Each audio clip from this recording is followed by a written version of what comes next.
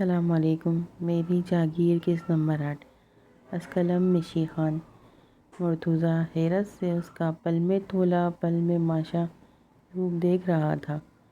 1 minute پہلے جو لڑکی اس کے سینے سے لگ کر بچوں کی طرح سسک رہی تھی، اب وہی لڑکی ہاتھ کمر پر رکھے، آنکھوں میں نمی اور لہجے میں شکایت لیے اسے گھور رہی تھی۔ مجھے آپ سے بات نہیں کرنی۔ ہانیہ نے منہ موڑ لیا۔ آپ گندے ہیں، مجھے چھوڑ کر چلے گئے تھے اور آتے ہی ڈانٹ بھی دیا۔ مرتضیٰ نے جیبوں میں ہاتھ ڈالے اور ایک گہری سانس لی۔ کالج کے گیٹ اب سنسان ہو چکا تھا۔ دور کہیں چڑیوں کی آواز گونج رہی تھی۔ گندا میں؟ اس نے آئیبرو سکیڑے۔ میں نے کب ڈانٹا تمہیں؟ ابھی۔ ہانیہ نے بے بسی سے پاؤں زمین پر پٹکا۔ جب میں رو رہی تھی تو آپ نے کہا تھا یہاں مت رو، سب دیکھ رہے ہیں۔ یہ ڈانٹ نہیں تھی کیا؟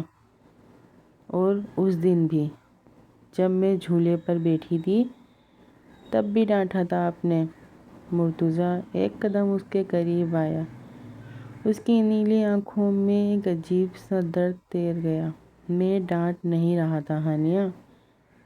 اس کی آواز دھیمی پڑ گئی۔ میں ڈر گیا تھا، تمہیں اس حالت میں دیکھ کر بس ڈر گیا تھا۔ اور اس دن؟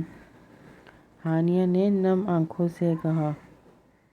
اس دن تم لاپرواہ بنی بیٹھی تھی، اس لیے غصہ آ گیا تھا۔ مرتضیٰ نے نظریں چرا لیں۔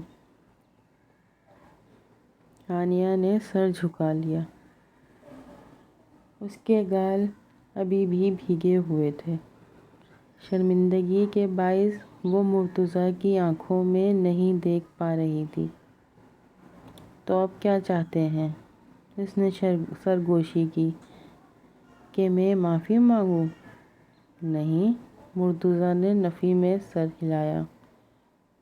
میں چاہتا ہوں کہ تم بتاؤ سچ میں کیا ہوا ہے۔ تمہاری دوست کہہ رہی تھی تم بہت پریشان ہو۔ ہانیہ نے سرد آہ بھری۔ کچھ نہیں، گھر چلیں۔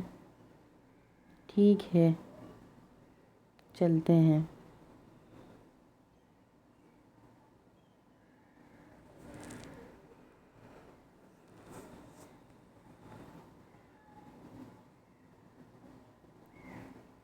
گاڑی میں عجیب سی خاموشی چھائی ہوئی تھی۔ مرتضیٰ اسٹیئرنگ تھامے سیدھا سڑک پر دیکھ رہا تھا۔ ہانیہ کھڑکی سے باہر خالی نظروں سے گزرتے مناظر دیکھ رہی تھی۔ ایئر کنڈیشن کی ہلکی سی سرسراہٹ کے سوا کوئی آواز نہیں تھی۔ آخر مرتضیٰ نے خاموشی توڑ دی۔ ہانیہ، ادھر دیکھو، میری طرف۔ بتاؤ مجھے کس بات کے لیے پریشان ہو؟ ہانیہ کی آنکھوں سے آنسو موتیوں کی طرح گرنے لگے۔ کچھ نہیں، بابا سائیں کی یاد آ رہی تھی۔ بہت وقت ہو گیا انہیں گئے ہوئے، ابھی تک نہیں آئے، بس اسی لیے۔ اچھا، مرتضیٰ نے نرمی سے کہا۔ تم پریشان مت ہو، آ جائیں گے۔ حویلی پہنچ کر ہانیہ سیدھا اپنے کمرے میں چلی گئی۔ بی جان سے پتہ چلا کہ مورے اور دادا سائیں کسی رشتہ دار کے یہاں دوسرے گاؤں گئے ہیں، کل تک واپس آئیں گے۔ ہانیہ فریش ہوئی، کھانا کھایا اور لون میں آ کر جھولے پر بیٹھ گئی۔ اتنے میں گلالئی کی کال آ گئی۔ کال ریسیو کرتے ہی گلالئی شروع ہو گئی۔ کون تھا جس کے تم گلے لگی ہوئی تھی؟ مرتضیٰ لالا تھے۔ کیا؟ سچی؟ دوسری طرف سے چیخ آئی۔ یہ تو بہت پیارے ہیں، آنکھیں دیکھی، نیلی نیلی۔ اوہ، وہ تو میرے کرش بن گئے۔ کرش کی بچی؟ ہانیہ ہنسی۔ انہیں پتہ لگا نا، ان نیلی آنکھوں سے جن بن جائیں گے۔ ہائے، جن بھی بن جائیں تو کیا ہوا، اتنا پیارا بندہ ہے۔ گلالئی نے شرارت سے کہا۔ اچھا یہ بتا، حمزہ لالا والا واقعہ بتایا انہیں؟ نہیں، مورے کو بتاؤں گی۔ ویسے ہانیہ، سوچو اگر حمزہ لالا کی جگہ مرتضیٰ لالا تمہیں پرپوز کرتے تو تمہارے تو مزے آ جاتے نا۔ کیا فضول بول رہی ہو؟ ہانیہ جھنجھلا گئی۔ تیرے پاس بس ایسی ہی باتیں ہوتی ہیں۔ ارے غصہ کیوں کر رہی ہے؟ سوچو اتنا ہینڈسم بندہ تیرے عشق میں پاگل ہو جائے تو کیا ہوگا؟ مجھے نہیں سوچنا، ہانیہ نے کہا۔ میں ویسے ہی بہت پریشان ہوں حمزہ لالا کی وجہ سے۔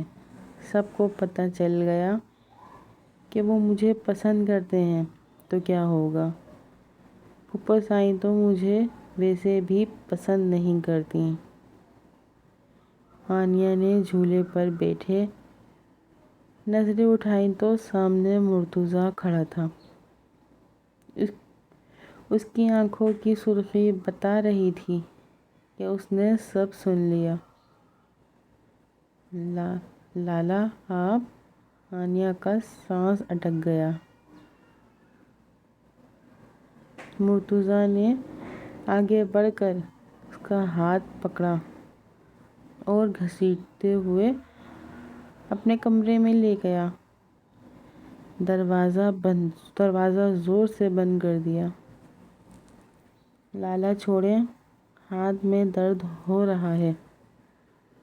مرتضیٰ کمرے میں چکر کاٹ رہا تھا۔ غصے سے اس کی مٹھیاں بھیجی ہوئی تھیں۔ میں نے تم سے گاڑی میں پوچھا تھا نا کہ کیا بات ہے، بتایا کیوں نہیں؟ کیوں؟ غصے میں اس نے مکہ دیوار پر دے مارا۔ غصے میں اس نے مکہ دیوار پر دے مارا۔ آہ! ہانیہ کی چیخ نکل گئی۔ بولو، بتایا کیوں نہیں؟